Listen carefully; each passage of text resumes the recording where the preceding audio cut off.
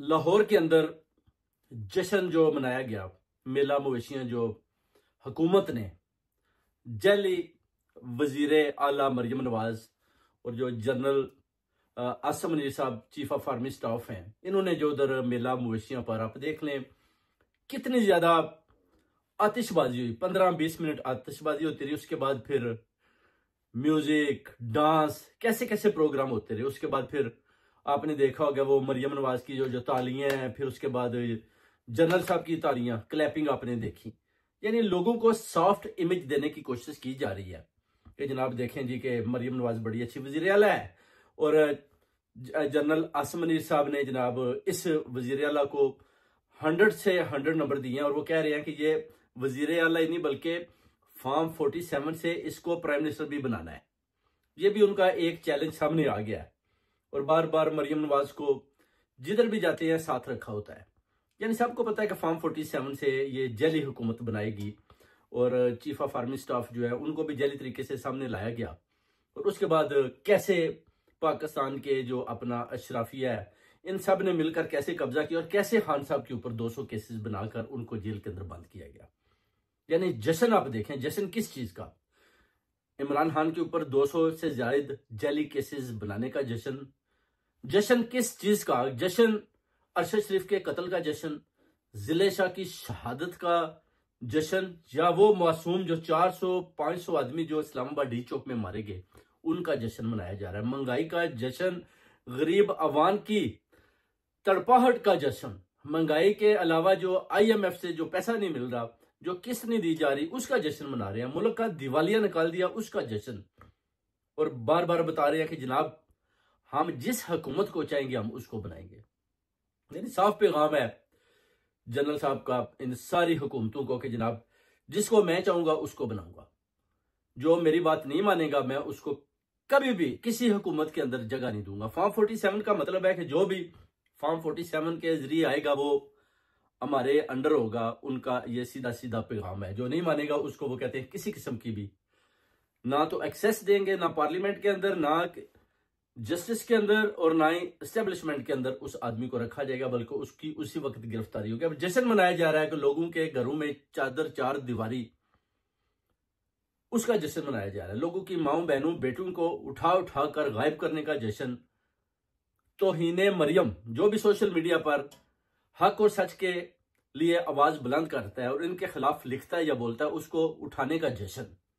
ये बेड़ा गर्क करके रख दिया उन्होंने। और इनकी आप तालियां देखें, इस तरह बड़े बड़े हाथ करके, और चीफ साहब भी इस तरह तालियां बजा रहे हैं।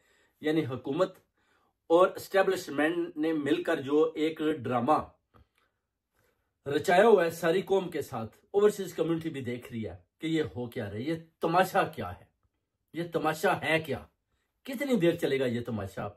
ये देखना है मेरे पाकिस्तानियों, हकीकत को देखना है। खान साहब को जेल के अंदर से रहा करना है, रिलीज इमरान खान की आवाज बुलंद करनी है, ना कि आपने ये जो जैली जश्न मनाने हैं जिस पर बड़ा सॉफ्ट किस्म का इमेज देने की कोशिश की जा रही है कि देखें जनाब पाकिस्तान के अंदर सब कुछ ठीक है। देखें चीफ साहब भी तालियां बजा रहे हैं, वजीर आला मरियम नवाज जो जैली हुकूमत मसलत की गई है, फॉर्म 47 के जरिए लाई गई है, देखें वो भी तालियां बजा रही है। लाहौर के अंदर जो मेला मवेशियों का जश्न है, ये वो कहते हैं कि हर साल अब हम मनाएंगे और पैगामात देंगे कि जनाब पाकिस्तान बिल्कुल ठीक है, बड़ी अच्छी डायरेक्शन के ऊपर जा रहा है और मरियम नवाज बड़ी मेहनत कर रही है और मरियम नवाज को हमने प्राइम मिनिस्टर बनाना है। ये भी एक खुलम खुला पैगाम जनरल आसम मनीर साहब ने दे दिया। अब देखना है कि कितनी देर तक जनरल आसम मनीर साहब सर्वाइव करते हैं और कितनी देर तक ये जैली हुकूमत सर्वाइव करती है, और इमरान खान साहब को कितनी देर तक ये अडयाला जेल के अंदर बंद करने में कामयाब होते हैं। क्योंकि पूरी दुनिया में जो एक हक और सच की आवाज बुलंद है, जिस पर बार बार पीसफुल प्रोटेस्ट करके पैगाम दिए जा रहे हैं कि रिलीज इमरान खान, ऊपर से ट्रंप का पैगाम भी बहुत जल्द आने वाला है। पूरी दुनिया से पैगाम आ रहे हैं कि जनाब इमरान खान साहब को रिलीज करें। इनको पता है कि अभी खान साहब जो अंदर जेल के अंदर जो 2 साल से इस्लामिक बुक और अल कुरान का जो मुतालिया कर चुके हैं, अगर वो बाहर आ गए तो फिर निजाम मुस्तफा पूरे पाकिस्तान के अलावा पूरी दुनिया में वो ला सकते हैं। इस चीज का भी इनको बड़ा डर है कि खान साहब को जितना भी लंबा रखना है हम रखें, इनको जैली क्या दे दें, जैली केसेस बनाएं, किसी सूरत में भी खान साहब को अंदर रखना है। मरियम नवाज की भी यही डील जनरल आसम मनीर के साथ है और जनरल आसम मनीर की भी यही डील मरियम नवाज, नवाज शरीफ और शहबाज शरीफ के साथ है, और आसिफ अली जरदारी सब इनके साथ मिले हैं। मिली भगत के तहत अभी सारे मिलकर इकट्ठे चल रहे हैं और खान साहब के खिलाफ खड़े हैं। आप देख लें, एक आदमी जो हक और सच पे खड़ा है उसके ऊपर इन्होंने वो वार किए जिसके पास जितना बड़ा हथियार है उतना बड़ा ही उसने वार किया, मगर फिर भी आप देखें खान खड़ा है और खान से ये इस कदर खौफजदा और डरते हैं।